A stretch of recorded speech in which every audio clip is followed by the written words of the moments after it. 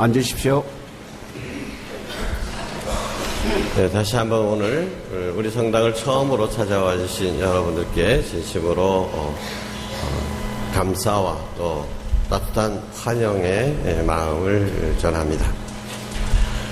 네, 오늘 처음 오신 분들도 그 이름은 한 번쯤은 들어봤을 김대건 신부님의 축일입니다.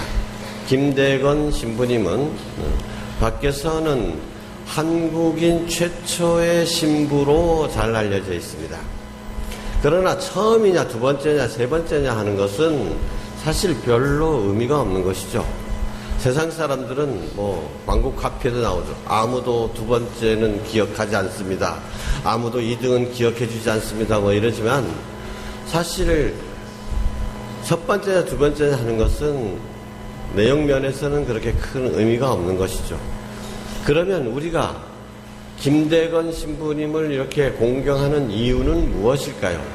김대건 신부님에게서 우리가 배우고 익혀야 될 것은 무엇일까요? 첫째는 김대건 신부님의 믿음에 있다고 하겠습니다. 김대건 신부님은 16살의 나이로 당시에 그 소년들 가운데서 뽑혀서 사제의 후보자로서 다른 동료 2명과 함께 의지를 거쳐서 중국 대륙을 쭉 남쪽으로 내려와가지고 그다음에 중국 대륙의 맨 끝에 있는 마카오라는 곳까지 가서 거기에서 공부를 하시게 됩니다. 여러분 영어 공부하고 이렇게 외국어 공부한다는 게 얼마나 어려운지 알고 계시죠? 중국어도 알아야지, 프랑스 말도 배워야지, 또 당시로서는 필수적인 라틴 말도 배워야지. 아마 저 같으면 머리가 깨져버렸을 겁니다. 그렇게 언어도 공부해야지. 새로운 우리나라에서는 최초의 서구 유학생이라고 할 수 있죠. 서양 학문을 처음으로 배운 분이십니다. 천체학이라든지 지리학이라든지 인문학이라든지 거기서 그런 것들을 다 배우셨죠. 10년을 그렇게 공부하는 도중에 함께 갔던 한 최방제 프란시스코라는 신학생은 거기서 풍토병에 걸려서 죽는 이런 비극을 체험하기도 합니다. 그리고 이제 공부를 다 마치고 나서 이제 조선 땅에 들어와야 되는데, 조선 땅이라는 게 그때 어떤 상황이었습니까? 저는 오늘 비가 와가지고 서명운동을 원래 길거리에서 시청이나 이런 데서 하고자 했지만 상황이 그렇게 안 돼가지고 갑작스럽게 우리 성당을 찾아주신 세월호 유가족 여러분들을 보면서 김대건 신부님 당시의 나라의 상황과 우리나라의 지금의 나라 상황이 막 겹쳐지는 것 같아서 마음이 무척 무거웠습니다. 당시 조선 사회, 어떤 사람은 그때 당시 사람들이 게을러서 벌을 받는다 이런 표현도 하지만 게으를 여유가 없었습니다. 게으른 것은 양반 일부 지배계층이었지, 백성들은 먹고 살기가 바쁜데 먹고 살기가 바쁜 정도가 아니라 아무리 애를 써도 굶주림을 면하기가 어려웠던 시절이죠. 왜요? 땅이 박혔어요? 아니죠. 수탈 때문이죠. 제주도 사람들인 경우에 제주도의 각 특산물이 말하고 또 밑강하고 유자, 그리고 또 뭐 있었겠습니까? 전복이었습니다. 그럼 보통 우리가 생각할 때는 여기 유자가 한국 땅에서는 유자밖에 안 나니까 유자 따가지고 임금님한테 진상하고, 여기 말 키우기 좋으니까 말 몇 마리 키우는 것 중에서 좋은 거 임금님한테 진상하고, 해녀들 전복 딴 거 중에서 맛있는 거 말려가지고 임금님한테 바치고 뭐 그거 뭐 어렵겠냐 하지만 실상은 그게 가장 큰 어려움이었죠. 봄에 나무 이 유자 열매가 열리기 시작하면 어떻게 저 몇 개인지 개수를 다 관리가 다 세놓는 겁니다. 근데 우리 요즘 밑강 하시는 분한테 얼마 전에 아이고 저 밑강 꽃 따야 된다면서요. 꽃 따는 게 힘들지 않습니까 했더니 아예 포기를 했답니다. 그 어느 세월에 그 이제 꽃을 다 따느냐는 거예요. 아 그래서 뭘 기다리고 태풍을 기다리고 있습니다. 태풍이 오면 저절로 그냥 떨어질 놈들 떨어지고 해가지고 이게 조절이 된다는 얘기죠. 근데 이렇게 밑강에 열매가 열리면 그것이 벌레 모양 죽어버릴 수 떨어질 수도 있고 태풍에 떨어질 수도 있잖아요. 근데 봄에 그렇게 딱 열매가 몇 개다 해놓으면 거기서 몇 개를 바쳐라 하면 이놈이 게 바칠 열매가 안 나오는 거예요. 그거 모자라면 어떻게 해야 돼요? 자기가 돈으로 그걸 쳐박아야 되는 겁니다. 그게 오죽하면 밑강나무 있는 사람들은 밑강나무가 원수라. 저놈 이것만 없었으면 좀 살 것 같은데. 그래가지고 그 우리 오줌 허벅 있잖아요. 오줌 그 얼마나 독합니까? 그걸 유자나무 밑둥에다 붙는 거라 제발 죽어버리라고. 그래서 독한 놈들이 안 죽고. 말도 마찬가지입니다. 다 그런 식으로 해가지고 적절한 세금이 아니라 수탈이었죠. 그러니까 백성들이 살아남을 여유가 없었죠. 그 중에 제일 전국적으로 유명한 것이 뭡니까? 백골패라고 하는 것이었죠. 군포. 그러니까 사람들이 군대에 가야 되는데 군대를 가는 대신에 저 무명 매포 해가지고 그거를 세금으로 바쳐야 되는데 죽어버린 아이도 사망신고를 하지 못해 안 받아주는 거야. 왜? 군포를 받아야 되니까. 죽은 아이한테도 받고 죽어버린 하루방 할망 것도 전부 다 군포를 받고 이러니 살아갈 수가 없다는 거예요.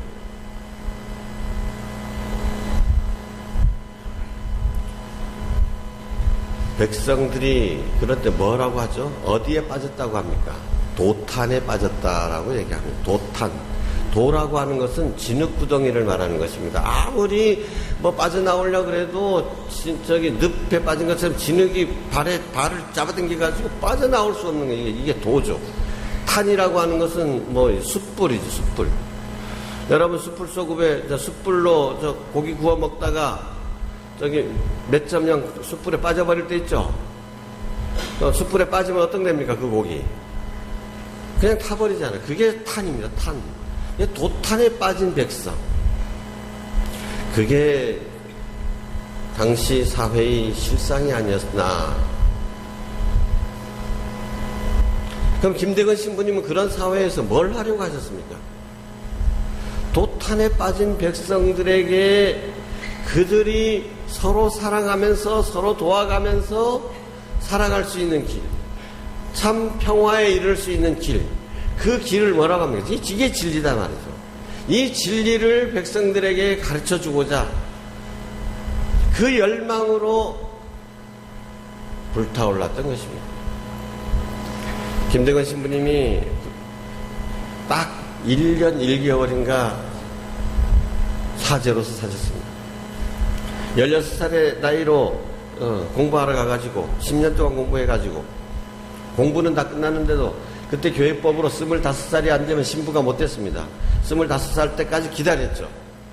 25살 때까지 기다려가지고 딱 되자마자 신품을 받아가지고 다시 그 라파엘 호를 타고 주교님과 신부님들을 모시고 한국에 들어왔죠.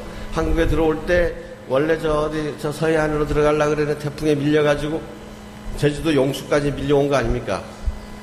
그래서 다시 올라가서 갔는데 그때 사제서품 받은 후에 도저히 육지로는 처음에 이 바다로 상해에서 이렇게 올 때 태풍을 만나가지고 또 갈 때도 태풍 만나고 그랬지만은 도저히 이거 안 되겠다. 그래서 주교님이 바닷길은 너무 위험하니까 육로를 한번 찾아봐라 그랬는데 육로는 더 위험한 거예요. 그때 막 더 보안이 철저해져가지고 그래서 그러면 그 길 말고 우리가 왔던 상해에서 이렇게 왔던 그 길 말고 다른 좋은 백길이 없는가를 찾아봐라 하는 명령을 받고 딱 생각한 것이 뭐냐 하면 아하, 연평도가 생각난 겁니다.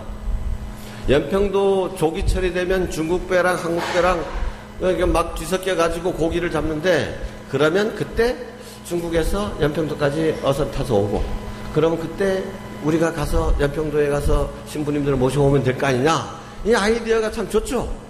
이런 아이디어를 생각해 가지고, 그래서 연평도 가가지고 고기 잡는 척 하면서 어디 중국 사람들 가운데서 신자가 없나, 우리 식으로 하면 성부와 성자와 성령의 이름으로 하면 저기서 어디서 아멘 하면 찾아내려고 그렇게 해가지고 돌아다니다가 진짜 신자를 만났어요. 중국 신자를 만났어요. 야, 그래서 그러면 내일 또, 그러면 오늘 자세한 얘기 못하네. 그럼 내일 또 이 자리에서 만납시다. 이래가지고 돌아왔는데 그 군졸들이 배를 내놔라. 어떻게 양반배를 함부로 그렇게 내놓으라 그러느냐. 이게 이 군졸들이 우리말 안 들어 해가지고 그 밑에 양반은 어떤 거 하지 못하고 밑에 군졸 그 사공들을 괜히 그냥 닥달을 한 거죠. 너 누구냐? 저 양반이라는 사람 어디 사람이야? 뭐 하다 보니까 그 겁에 찔려가지고 그 사공들이 그거 아무개입니다 하고 그래가지고 탈로 나가지고 붙잡혔어요. 신부로서 사목생활 몇 달 하지도 못했습니다. 그리고 감방에 있다가 결국은 1년하고 1개월 되던 그 시간에 세남터에서 두 귀에는 화살이 꽂히고 얼굴에는 물을 뿜어가지고 거기다가 회치를 해가지고 머리는 나무 기둥에다가 붙들어 매고 15명의 휘강이가 춤을 추다가 한 칼씩 그렇게 내리친답니다. 한 명이 그냥 둥둥둥 하면 얕 해가지고 자르는 것도 아니고 그렇게 해서 돌아가셨는데, 그때 붙잡혔을 때 마카오까지 유학을 갔다 왔다 하니까 조정에서 그 지식이 너무나 아까운 거예요. 그때 우리나라에 그런 사람이 없잖아요. 서양 사람이 와도 도대체 무슨 말을 하는지, 그때 프랑스 배도 오고 미국 배도 오고 영국 배도 와가지고 우리나라랑 통상하자라고 얘기하는데 뭐 말을 알아들을 수가 있어야지. 그럴 때 이게 요긴하게 쓰겠다 해가지고 고관 높은 자리를 줄 테니까 너 죽이긴 너무 아깝다. 저 같으면 이거 차라리 배교하는 책 해가지고 은근히 이제 그 대신들한테도 복음을 전하고 임금님 대독할 때 임금님한테도 설득하고 하면 임금부터 싹 회개해 불면 입교하게 되면 전국이 다 돌아올 거 아닙니까? 이런 생각도 좀 할 만도 한데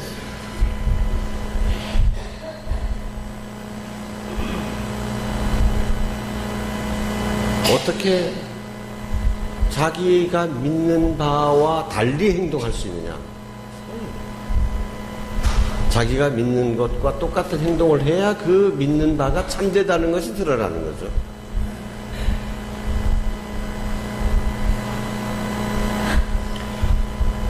김대건 신부님은 이러한 순교에 이르는 뜨거운 믿음만으로도 정말 훌륭한 분이십니다. 그러나 우리는 그 믿음이 도대체 누구를 향한 것인가를 다시 한번 알아야 됩니다. 김대건 신부님이 자기 자신이 죽은 다음에 천당 가서 영원한 행복을 누리는 것, 그것을 원하고 있었던 것일까요? 그래서 순교를 한 것입니까? 도탈에 빠진 백성들을 구하기 위한 것이었습니다. 그의 그 믿음은 백성들에 대한 사랑이었던 것이죠. 나라 걱정이라고 얘기하는데 진짜 국민들을 사랑하고 그 국민들이 참으로 행복하게 살 수 있고 영원한 생명까지도 누릴 수 있게 되기를 바라는 것이었습니다.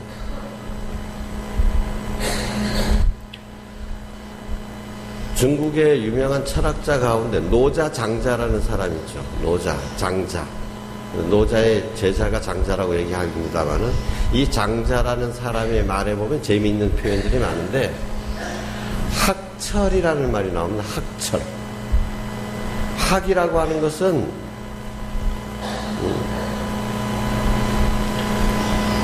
조그만한 웅덩이를 말합니다. 조그만한 웅덩이. 철이라고 하는 것은 뭐냐? 수레바퀴 자국입니다. 그건 조금 옛날 같으면 도로 포장이 안 됐을 때 수레바퀴가 지나가고 나면 조그만한 웅덩이가 생기잖아요.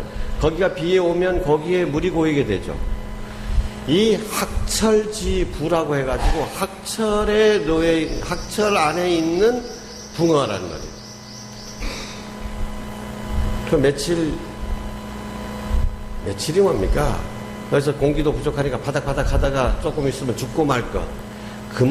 이렇게 시급한 위험에 처해 있는 것을 학철지부, 이 학철, 수레바퀴, 웅덩이, 물에 놓여 있는 붕어 신세다라는 말을 쓰는데, 정말 당시 백성들은 하루하루 먹고 살기가 바쁜 이 붕어 신세와 마찬가지였던 거. 언제 죽을지 모르는. 이런 백성들에게 희망을 주고, 이런 백성들이 올바로 살아갈 수 있고 평화롭게 살아갈 수 있는 그 진리의 길을 가르쳐 주기 위해서 자신의 모든 것을 바친 것이 김대건 신부님이십니다. 오늘 예기치 않게 비 때문에 세월호 유가족들이 우리 성당을 찾아오게 됐습니다마는, 세월호 유가족 정말 얼마나 요즘 이 세상을 보면서 답답할까. 처음에 선거 전에는 뭐라고 했습니까? 지금까지 사회는 세월호 이전과 세월호 이후로 바뀔 것이다. 지금 세월호 이후에 바뀐 것이 얼마나 됩니까?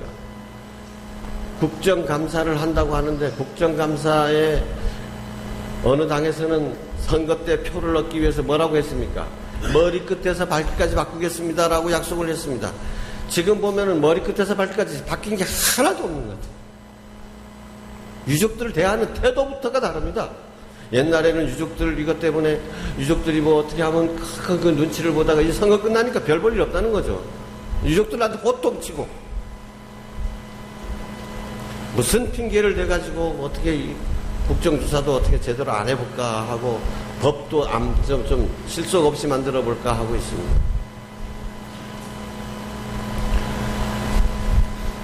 우리가 김대건 신부님의 이러한 마음을 헤아린다면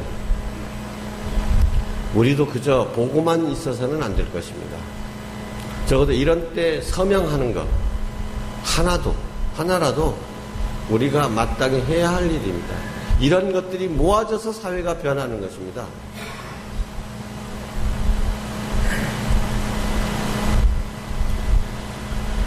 우리의 신앙이 나 자신만을 위한 신앙, 우리 식구들을 위한 신앙, 내가 좋아하는 사람들끼리를 위한 신앙이라면 의미가 없는 것입니다. 김대건 신부님의 그 죽음에 이르는 그 불타는 사랑, 그 사랑을 우리가 좀 더 묵상하고 배우고 따를 수 있어야 하겠습니다. 아멘.